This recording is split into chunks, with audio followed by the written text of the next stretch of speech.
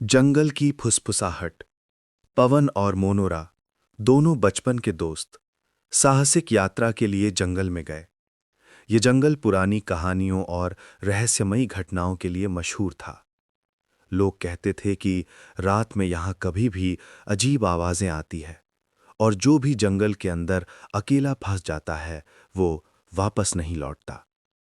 रात के 8 बजे जब बाकी दोस्त डर के कारण लौट गए, पवन और मोनोरा जंगल के अंदर अकेले चल पड़े। चारों तरफ घना अंधेरा, पेड़ों की हल्की सरसराहट और हवा की फुसफुसाहटें। मोनोरा ने धीरे से कहा, पवन, ये जगह कुछ अजीब लग रही है। पवन ने हंसते हुए कहा, डर मत, हम जल्दी निकल जाएंगे, बस थोड़ा आगे बढ़ते हैं।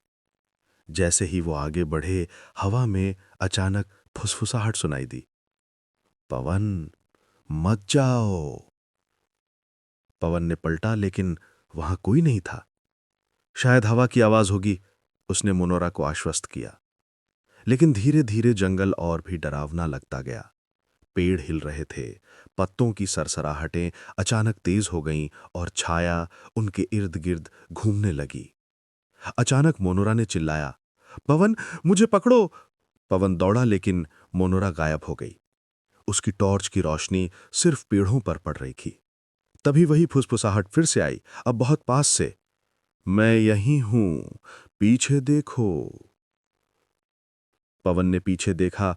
मोनोरा पेड़ पर उल्टी लटकी थी, उसकी आंखें पूरी तरह सफेद और चेहरे पर भयानक मुस्कान थी।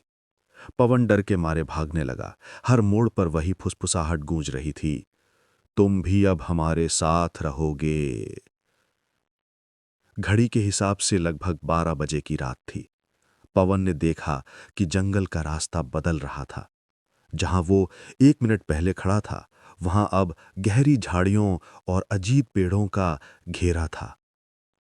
थक हार कर पवन ने एक पुराने जर्जर घर को देखा जो जंगल के बीचों बीच पड़ा था। उसने सोचा, शायद यहीं रात गुजारने के बाद सुबह निकल सकूंगा। घर के अंदर दीवारों पर पुराने फोटो लगे थे।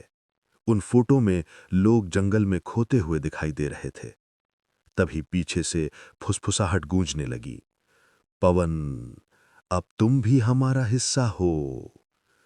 पवन ने पीछे देखा। घर की छाया और अंधेरा धीरे धीरे उसकी परछाई को निगलने लगे। उसकी परछाई बदलने लगी, आंखें सफेद हो गईं। तभी वो समझ गया कि जंगल में केवल अजीब आवाजें ही नहीं हैं, बल्कि एक प्राचीन शक्ति है जो लोगों को अपने जाल में फंसाती है। मोनोरा की आवाज फिर गूंज उठी, लेकिन अब वो शांति और डर से भरी हुई थी। सुबह जब गांव वाले जंगल के पास आए तो घर खंडहर जैसा था। पवन और मोनोरा कहीं नहीं थे। स्थानीय लोग कहते हैं कि यदि आप रात में उस जंगल के पास जाते हैं तो आप फुसफुसाहट सुन सकते हैं।